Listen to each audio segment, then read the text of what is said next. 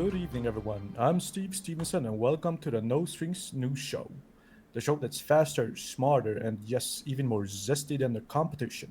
Live from Vancouver. And I'm John Johnson with a Z. That's right, folks, it's not a typo.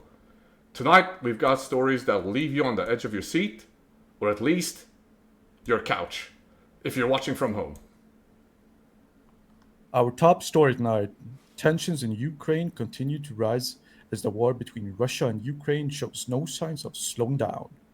At the heart of today's developments, Polish leaders have issued urgent warnings emphasizing the need for Europe to surpass Russia in the ongoing arms race. That's right, Steve. Poland is stepping up its defense rhetoric, urging Europe to increase its military capabilities and bolster its support for Ukraine. Poland's President Andrzej Duda is calling for defense spending to be enshrined in the country's constitution, aiming for a 4% GDP commitment, surpassing even the United States defense investment. Meanwhile, the situation on the ground remains dire. A Russian missile strike on the town of Dobropila in eastern Ukraine has left at least 11 people dead and dozens more injured. The attack also damaged several buildings, including residential homes and administrative offices. Emergency services are continuing to work under hazardous conditions as drone strike targets their efforts.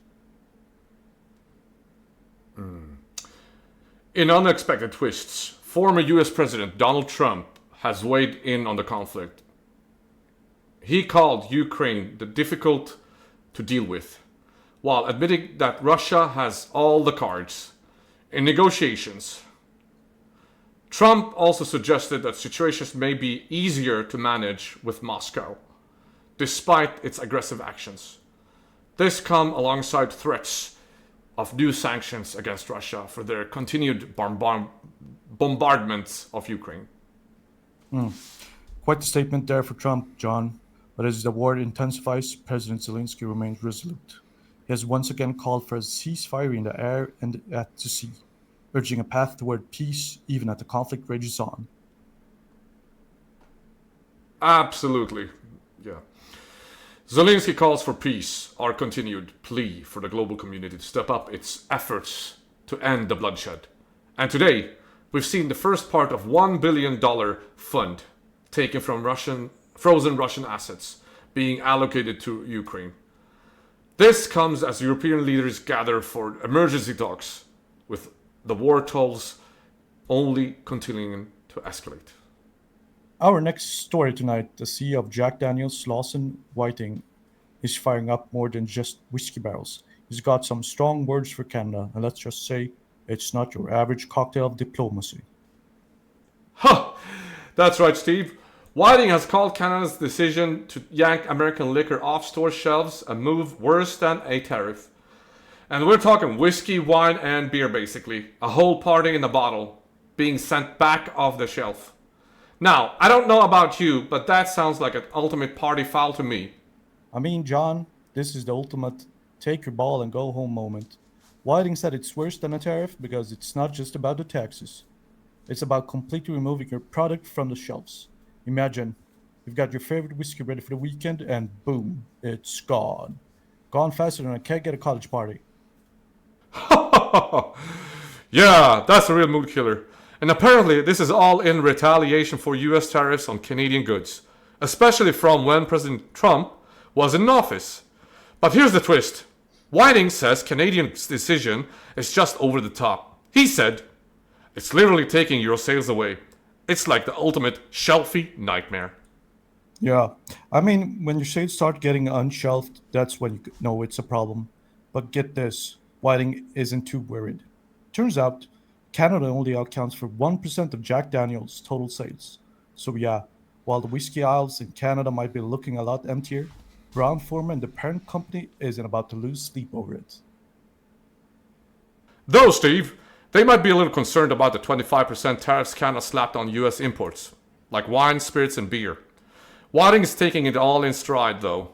He's like, whatever, we'll just keep an eye on Mexico. Guess we're hoping for a tequila takeover down south. Well, John, I suppose if Jack Daniels can't make it to the Great White North, they just keep their focus on sunny Mexico, where tequila is king.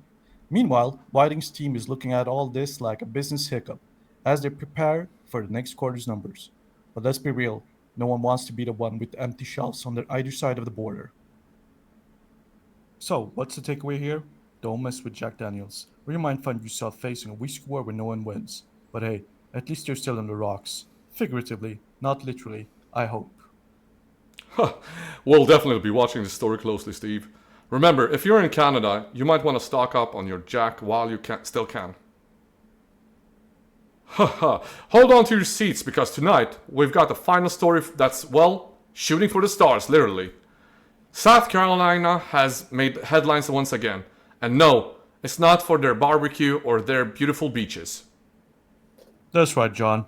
In a shocking turn of events, South Carolina is preparing to execute a prisoner, Brad Sigmund, by firing squad. Now, I'm no expert, but when I think of South Carolina, I don't typically think of firing squad. I think family reunions and sand in my shoes. But here we are. Ha! Right. And here's the thing. This isn't just any execution. This is we couldn't decide between a firing squad or firing up some stakes kind of execution.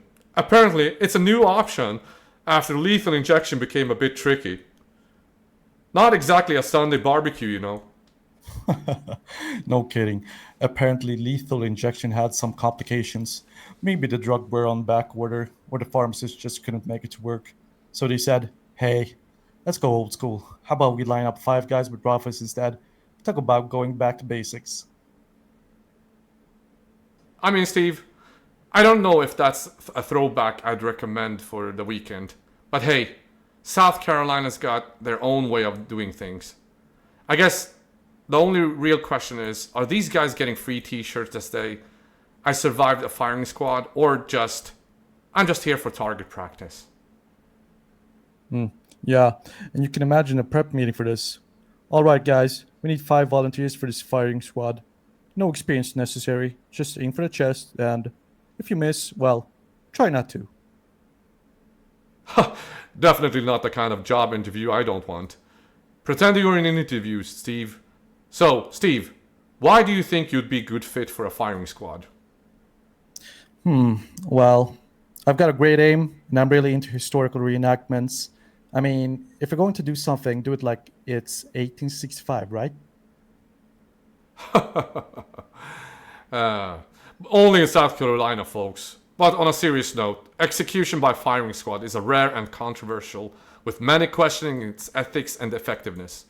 Some say it's a step back in time, while others argue it's a cleaner method than lethal injection. Yeah, exactly. While we're trying to keep things light here, the reality is these kind of decisions brings up a lot of complex issues about the criminal justice system. And whether it's firing squads, lethal injections, or other methods, the conversation around the death penalty is one that sure is to continue. No doubt, it's one of those stories that mixes the serious with the strange. And speaking of strange, I think it's time for a quick commercial break before any more outdated execution methods starts trending. Stay tuned, folks. We'll be right back, unless, of course, we get an invitation to a firing squad. Then we might be a little late. We are unfortunately out of time and cannot cover the sports broadcast nor the weather forecast. Thanks for watching. Thanks, John. Thanks, Steve.